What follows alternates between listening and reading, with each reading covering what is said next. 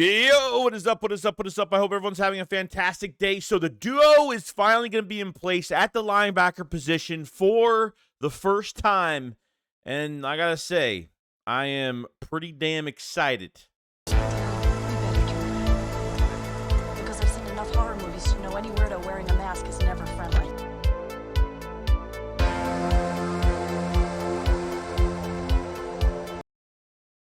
Yo, what is going on, guys? I hope it's having a fantastic day today. So, the big matchup with Dallas this week for the second time this season. The Eagles, I think this is really a must-win this week. Not even only for the division, but I think the Eagles will have that locked up. But first seed is very important here, where this is a must-win for the Eagles, where they have two primetime games in a row from Sunday night to Monday night. After this week, they'll have the Seahawks on Monday night. But we got to take it one game at a time. And since the Eagles know the Cowboys really well, I'm hoping it is a better game and more solidified and not a nail-biter. But we'll see what happens. But interesting enough, going into this game here, now, Shaq Leonard at practice, the Eagles took the practices indoors the other day because of the weather. And, I'm actually really excited to see what this guy brings to the table when it comes to his coverage and how they're going to use him. But not even just that, though, but having Zach Cunningham reportedly told Jeff McClain that he will be playing in this game on Sunday. I didn't think Zach Cunningham was going to play this week at all, because from the practice pictures that I seen yesterday or today, whenever you're watching this video, on Thursday, I didn't see Zach Cunningham dressed up. He wasn't even in pads. So I figured he was out another week most likely. But from what we're hearing so far, Zach Cunningham coming back for this game is huge. And now, you could put your best duo here now with Zach Cunningham and now newly acquired Shaq Leonard, and seeing how that whole situation is going to work out. And, I hope there's more downhill stuff. I hope they shoot the gap. I hope they blitz a little bit more. And I know I want to see what Shaq Leonard could do hitting the gap a little bit and kind of being disruptive, and see if they can use him for that as well as the coverage, too, and stuff like that. I know the scheme is what it is right now, but facing the Cowboys for a second time is definitely, going to be a big difference. These division games are always back and forth. It doesn't matter what the records are. It doesn't matter of anything, because, like I said, every player knows each other.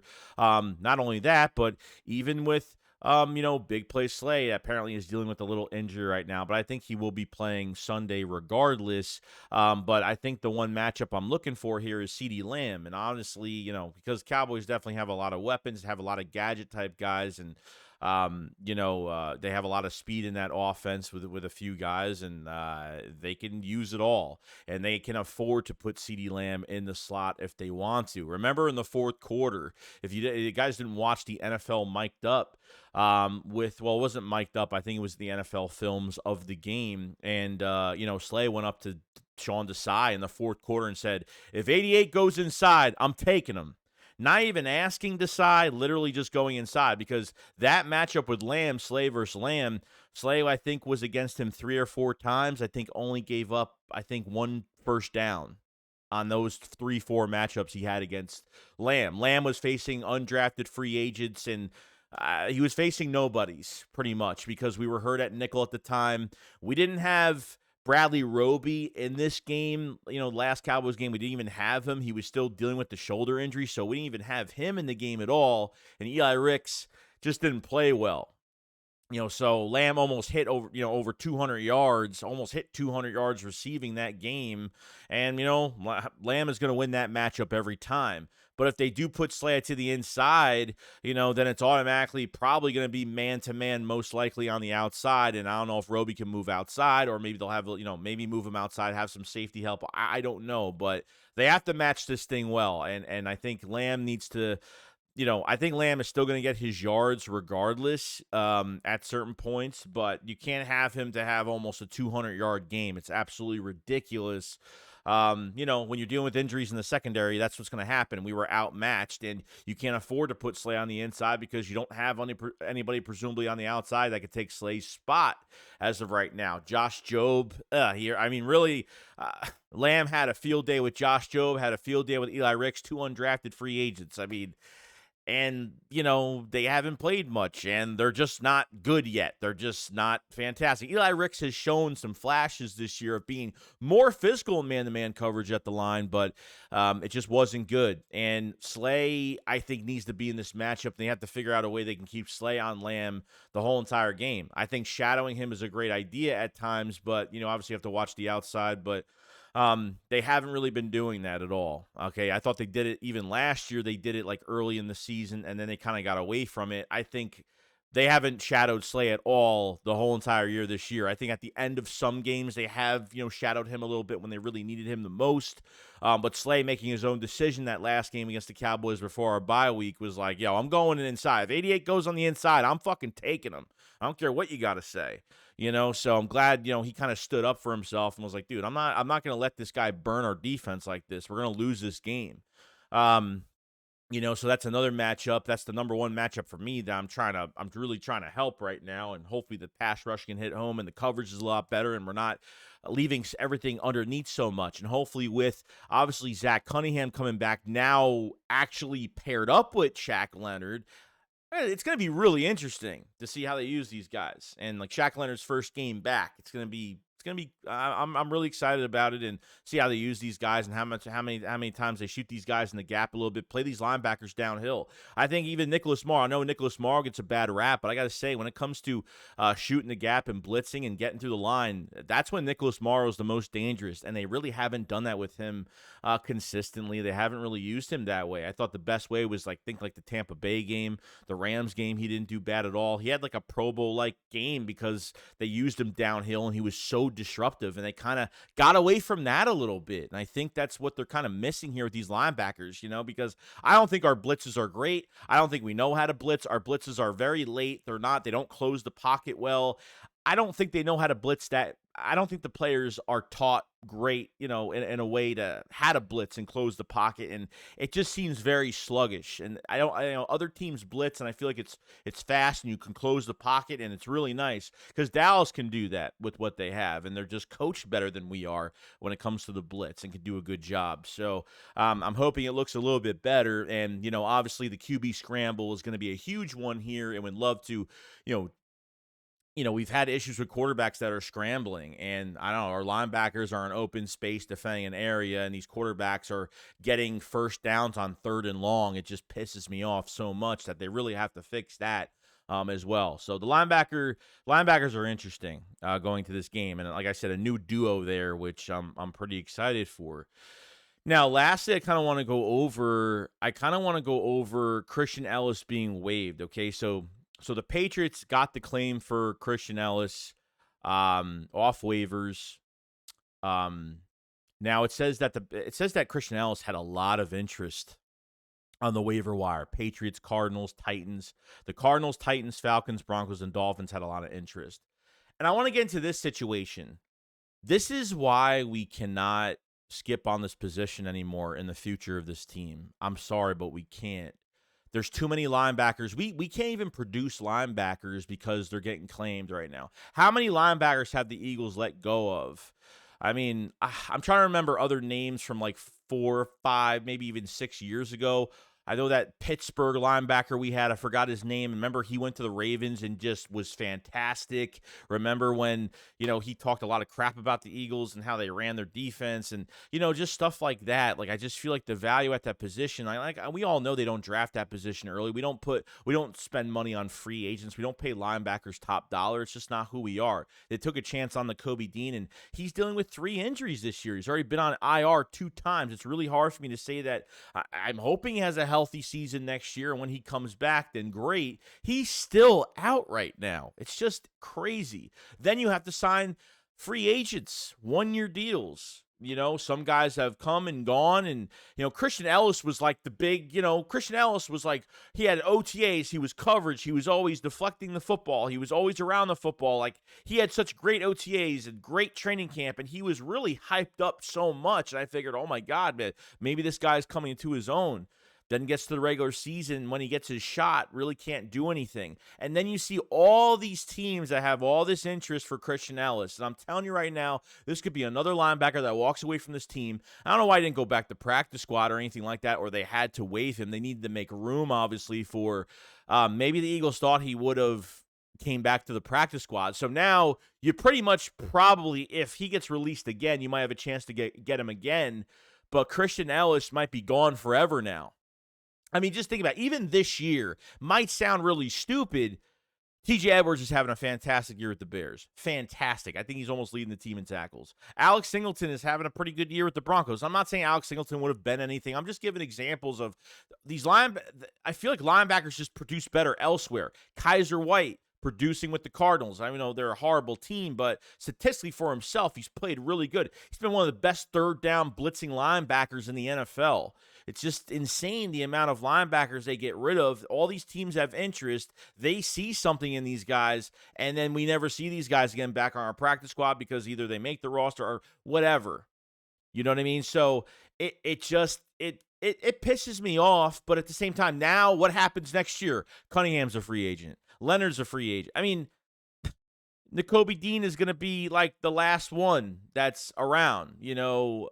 I mean, besides a couple of other guys that are, you know, Sean Bradley's a special teamer. I miss that guy and his energy.